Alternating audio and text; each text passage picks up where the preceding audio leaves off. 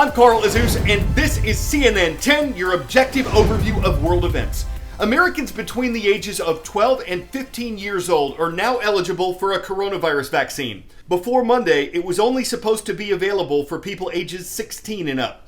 Though there are 3 vaccines being distributed in the United States, only the one made by the companies Pfizer and BioNTech is available to adolescents and young teenagers, and none of the shots has been formally approved by the U.S. Food and Drug Administration. That process can take years, though it might be sped up for the COVID-19 shots. The vaccines that are available have been authorized for emergency use, which means they've gotten special FDA clearance to be administered for the time being. The authorization for the Pfizer drug came after a clinical trial was carried out in more than 2,200 people ages 12 to 15.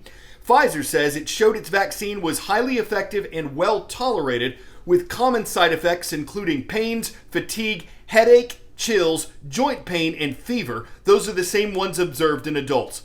Health experts say that vaccinating young people will better protect them from getting coronavirus and from spreading it to people who are more threatened by it.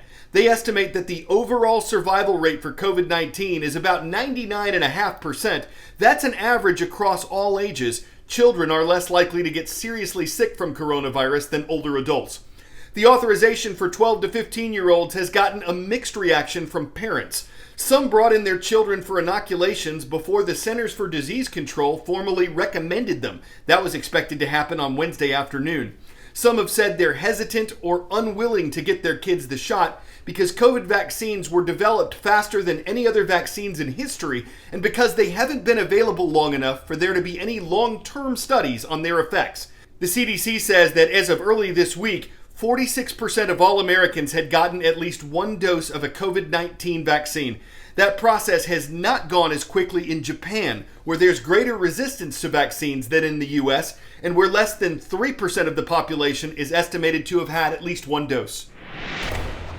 The Olympics are set to take place in less than 3 months, but despite the daily case count nationwide increasing, the number of patients with serious symptoms continuing to break records, and with several prefectures, including Tokyo, under an extended state of emergency order, it seems Olympic organizers are trying to do everything possible to keep the Games on track for this summer. And according to Japan's Prime Minister, the decision whether or not to hold the Olympics isn't up to him. He said so on Monday during a lower house session. I've never put the Olympics first. My priority has been to protect the lives and health of the Japanese population. The IOC has already made a decision to hold the Games and notified countries as such. And it's worth noting that the IOC is a nonprofit which generates 90% of its revenue from the Summer and Winter Games. Even with no overseas spectators, the broadcasting rights are a big moneymaker for them. So clearly, the financial stakes here are enormously high, and the IOC will be doing everything it possibly can to make sure the Games go ahead. Here's IOC Vice President over the weekend. We're implementing those countermeasures. You've read the playbook. You can see those. They've all been countermeasures predicated on there being no vaccine, so that situation's improved. The Games are going ahead.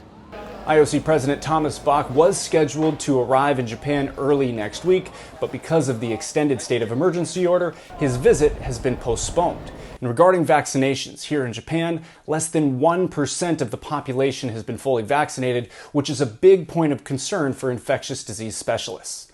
Blake Essig, CNN, Tokyo. 10-second trivia. Which of these nations has the lowest birth rate? Egypt, Mexico, United States, or China? With a rate of less than 12 births per 1,000 people, China has the lowest birth rate on this list. With more than 1,400,000,000 people, China has the largest population on the planet. But its growth has been slowing down in recent years, partly because of a controversial policy that China's communist government implemented in the late 1970s. At that time, it was afraid its growing population would hurt its economic growth, so China made it illegal for people to have more than one child. Now, however, China's having the opposite problem. It may not have enough young workers to sustain its future economy. China's government says the declining birth rate is a, quote, natural result of economic and social development, and it puts part of the blame on the rising costs of raising children. In the world's most populous country, population growth is slipping. According to China's National Bureau of Statistics, China posted an average growth rate of 0.53% over the past decade. That's 0.04% lower than the previous decade. This is China's slowest population growth since the 1960s, and this is significant. The census has huge implications for social welfare, healthcare, technology, and especially China's economy. A slowdown in population growth means a slowdown in workforce growth as well, making it harder for China to catch up to the U.S. economically. Now, experts say that China's slowing population growth is due to rising living costs in major cities and the fact that urban couples value their independence over having children. There is pressure on Beijing to roll out measures to support population growth. Back in 2016, China scrapped its one-child policy and replaced it with a two-child policy, but the birth rate has continued to decline. Christy Lu Stout, CNN, Hong Kong. Archaeologists have discovered something extraordinary and maybe a little gruesome in an ancient cave on the west coast of Italy. Among the bones of hyenas, elephants, horses, and other animals, scientists say they found the remains of 9 Neanderthals, or Neanderthals, a type of primitive human. This is according to the Italian Cultural Ministry, which says the remains date back tens of thousands of years. Here's where this gets gross. Researchers say the Neanderthal bones showed signs of having been gnawed on, suggesting maybe that animals brought them back to the cave to eat them. Archaeologists say 2 other Neanderthal skulls have been found here in the past. Electric cars were some of the first cars on American roads back in the late 1800s. Today, though, they make up about 1% of all vehicles driven in the country. They're less pollutive to drive than gas-powered cars, and they offer more design options without a big engine and transmission getting in the way. But they're more expensive. It takes a lot longer to charge a battery than to fill a gas tank. Those batteries lose their ability to hold a charge over time, and environmentalists have concerns about endangering certain plants when the lithium for EV batteries is mined. Despite that, sales of electric cars are expected to rise in the years ahead. In 2018, the number of electric vehicles on the world's roads reached over 5 million, a 40% increase from the year before. That momentum should continue. Prices for battery power have fallen rapidly over the last few years and are expected to continue dropping as more battery factories are built and manufacturing technologies improve. But for now, there are challenges slowing wider adoption of electric vehicles. For starters, they need more range, more places to charge, and just more variety. Today's electric offerings tend to fall on either end of a spectrum. On one hand, cheap hatchbacks that are still more expensive than their gasoline-powered equivalents. On the other hand, pricey luxury cars. That said, all of this will change over the next few years as automakers bring more electric cars to market. Available as electric, hybrid, and plug-in hybrid. The good news is that the mechanical simplicity of electric cars, they have a fraction of the moving parts in a gasoline car, makes designing and engineering new model variants relatively easy. Plus, companies like Volkswagen and General Motors are also backing rollouts of big fast-charging networks.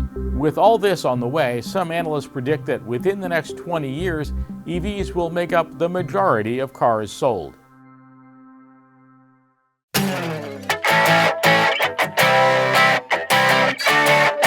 Mighty Morphing Power Pasta.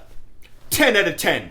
The twists, spirals, and tubes that pre-packaged pasta comes in make it fun to eat and important for the sauce. But a lot of its packaging is filled with air to accommodate the shapes, so researchers at Carnegie Mellon University found a way to stamp noodles so they curl up and roll when they're cooked, but so they can be packaged in smaller, flatter boxes.